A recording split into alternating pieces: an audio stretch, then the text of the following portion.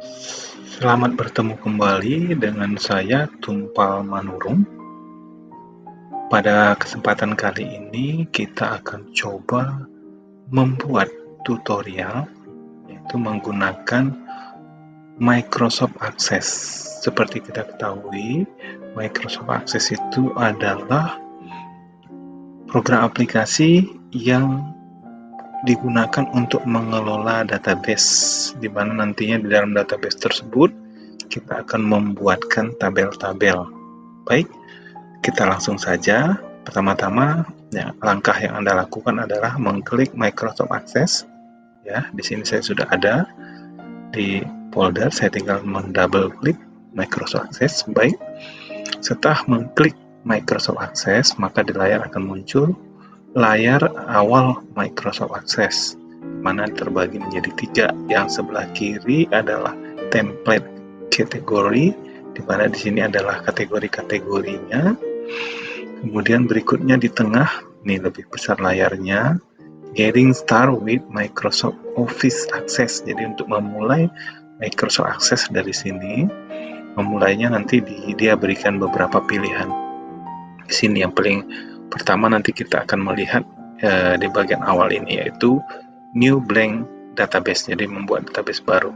Kemudian di sebelah kanan, paling kanan ini, layar ketiga, itu adalah Open Recent Database, di mana di sini adalah file-file database-database yang pernah dibuat sebelumnya atau yang pernah digunakan sebelumnya. Baik, kita lanjut saja.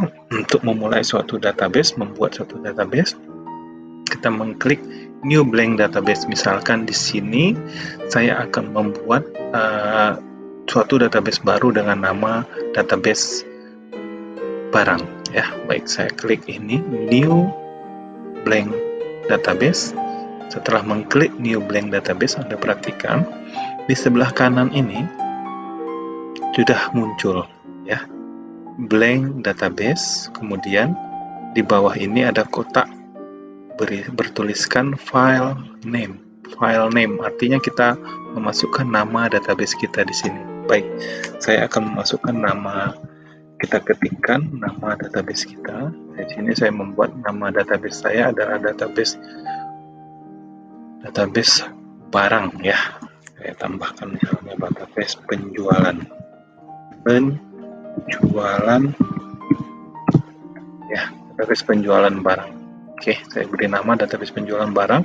Berikutnya di sebelah kanannya ini ada berbentuk seperti folder berwarna kuning. Folder ini adalah, ya, untuk menentukan lokasi di mana kita menyimpan. Jadi saya klik ini, maka dia akan terbuka lembaran layar seperti ini, di mana kita memilih menyimpan di mana. Baik, saya klik ke bawah, saya menyimpan di D saja, ya. Saya klik D, dan nantinya folder saya yang tadi database yang baru saya buat dengan nama penjualan barang, ya, penjualan barang itu akan disimpan di drive E dengan nama penjualan barang. Kemudian saya okekan saja.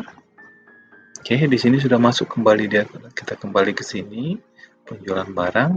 Kalau sudah selesai, saya sudah membuatkan nama filenya tadi, kemudian sudah memilih lokasi penyimpanannya di E, lalu kemudian di dalam drive E, kemudian saya langsung membuat dengan mengklik create di sini. Create, maka otomatis sudah terbuka di layar kita, yaitu sebuah database baru dengan nama penjualan barang. Di sini saya menggunakan Microsoft Access 2007, ya, Microsoft Access 2007. Kenapa saya menggunakan Microsoft Access 2007? Karena Microsoft Access 2007 ini sampai ke atas, ya, 2007 ke atas itu sudah menunya sudah mirip. Jadi nanti kalaupun nanti ada Microsoft Access di versi yang di atas itu hanya sedikit perbedaan, ya, dengan 2007, ya.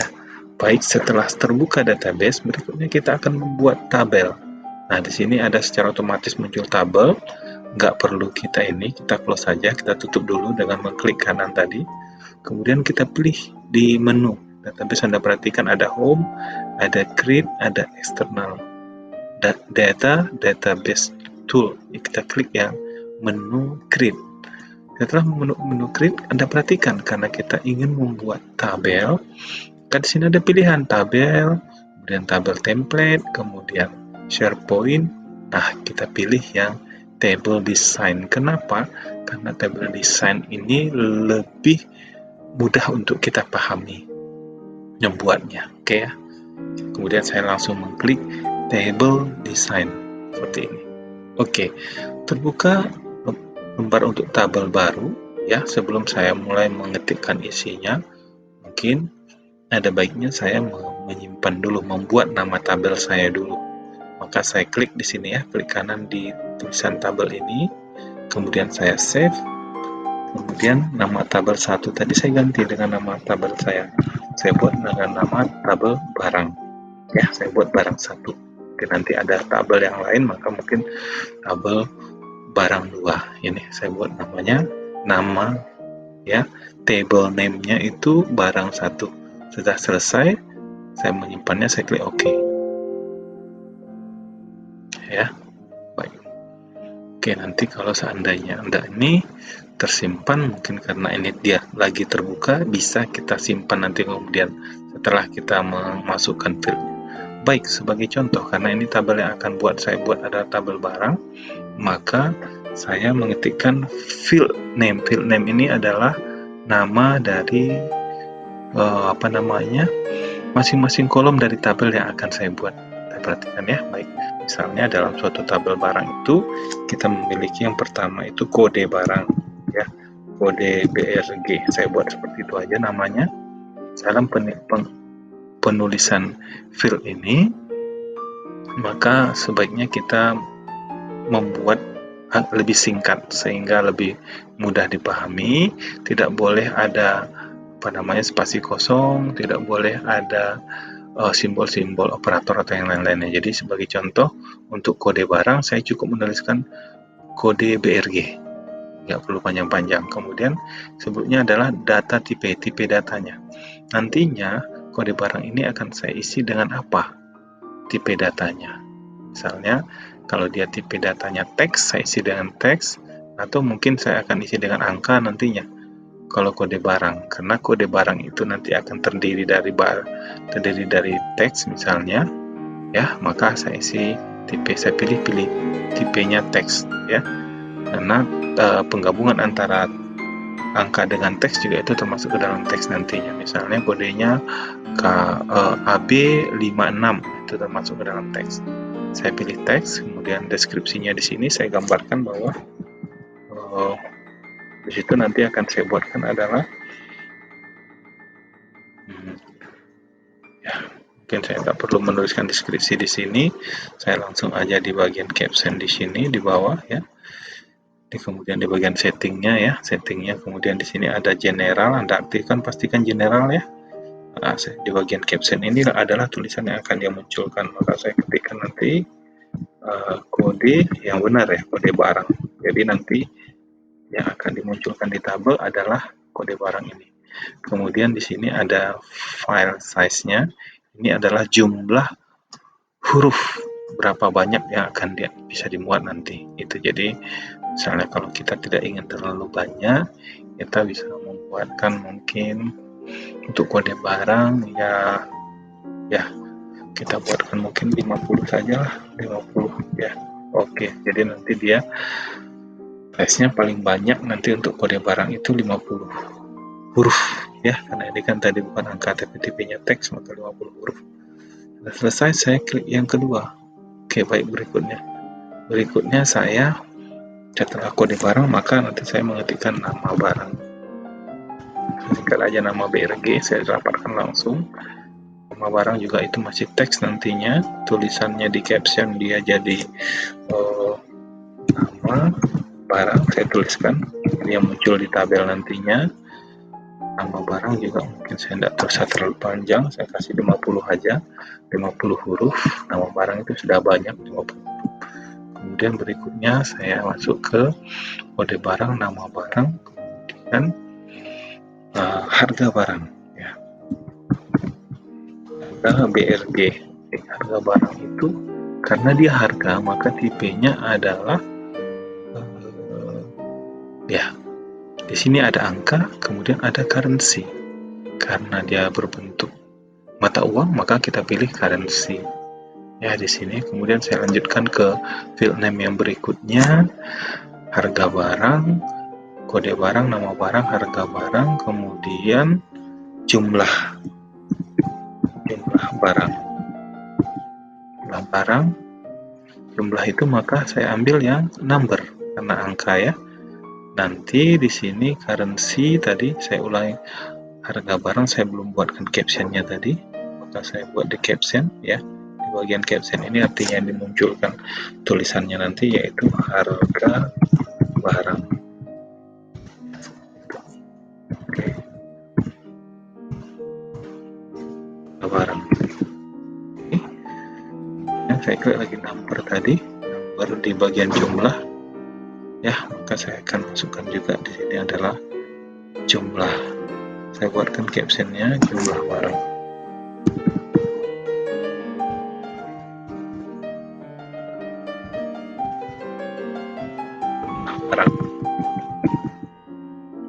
Baik, saya mempunyai field name 1, kode barang, nama barang, harga barang, jumlah barang. Oke, misalkan ini dia yang akan saya buatkan. Kalau ada nanti yang lain-lain, kode barang, nama barang, harga barang, kemudian mungkin kalau misalnya saya buatkan nama barang, kode barang, harga barang, ya jumlah barang. Oke, mungkin ada 3 kode ini dulu saya akan buatkan. Lalu kalau sudah selesai, berikutnya saya akan simpan dia. Ya, baru saya save. Kemudian saya beri nama dia tadi, nama barang ya, barang. Nama barang 1. Oke.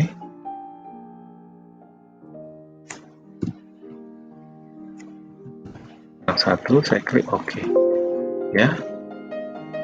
Oke, berikut ini dia tampilkan the is not primary key defined. Dia tidak mau menyimpan karena kita belum menyebutkan sebagai field ini mana yang menjadi field kuncinya. Jadi ini kita kunci dulu, maka sebagai field kuncinya yang menjadi kunci di field tersebut nanti adalah kode barang. Jadi di kode barang ini saya klik kanan, kemudian saya klik primary key atau kode kuncinya. Karena dalam satu tabel kita harus menyebutkan kode kuncinya.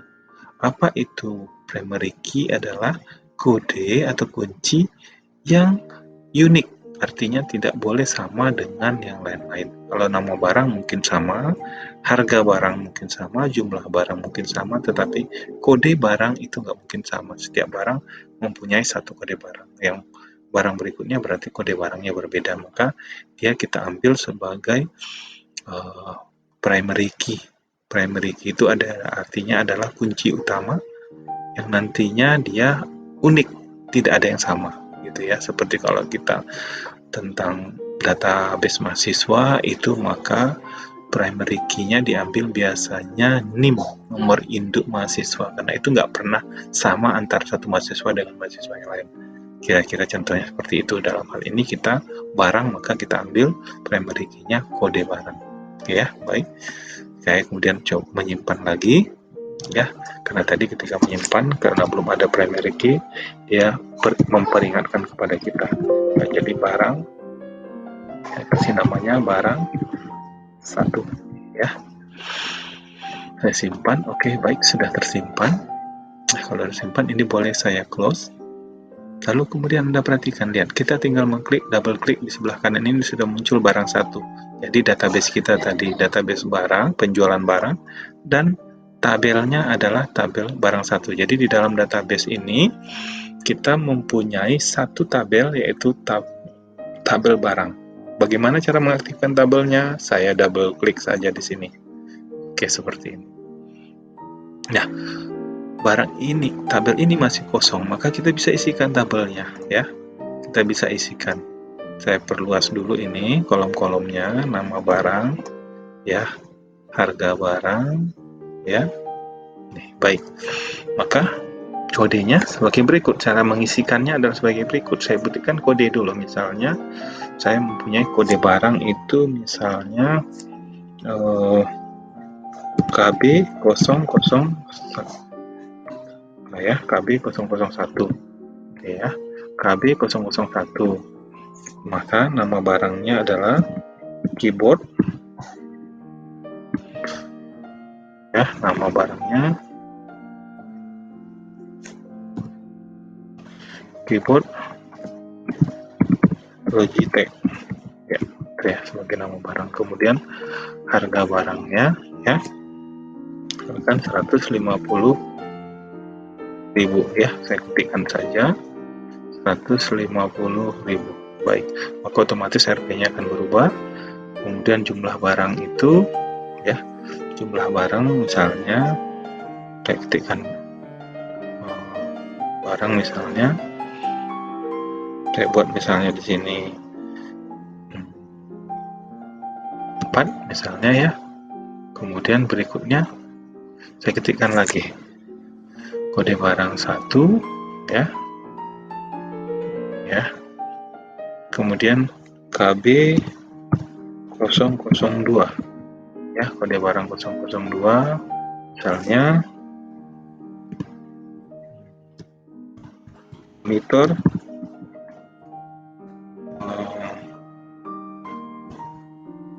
Samsung, monitor Samsung ya, ini peralatan komputer ya, monitor Samsung 14 inci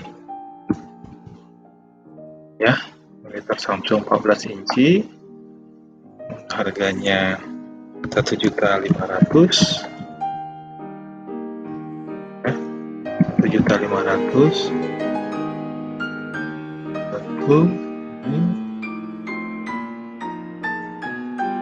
Ya, ini berlebih angkanya, saya kurangi dulu 900. Kemudian stoknya ada 6 misalnya ya, jumlah barangnya 6.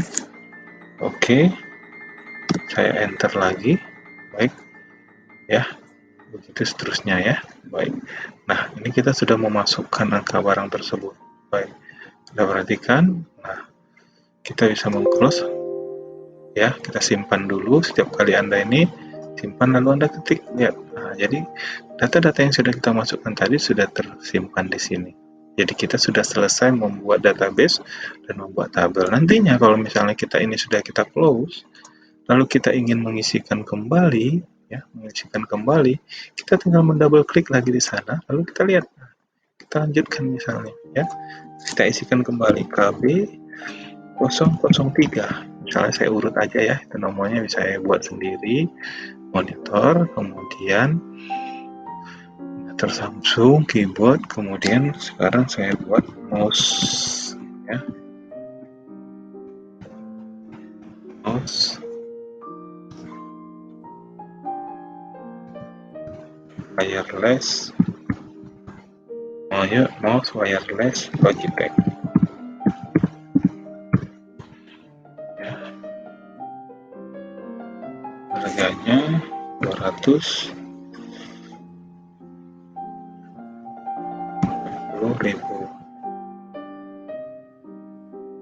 ya, 240.000. Jumlahnya ada 5 ya, bagi berikut. Oke, enter dan seterusnya.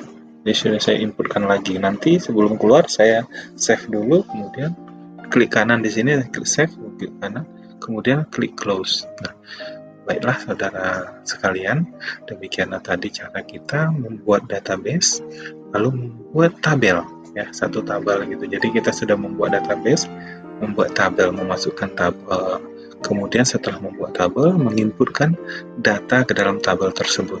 Jadi sebagai berikut ya.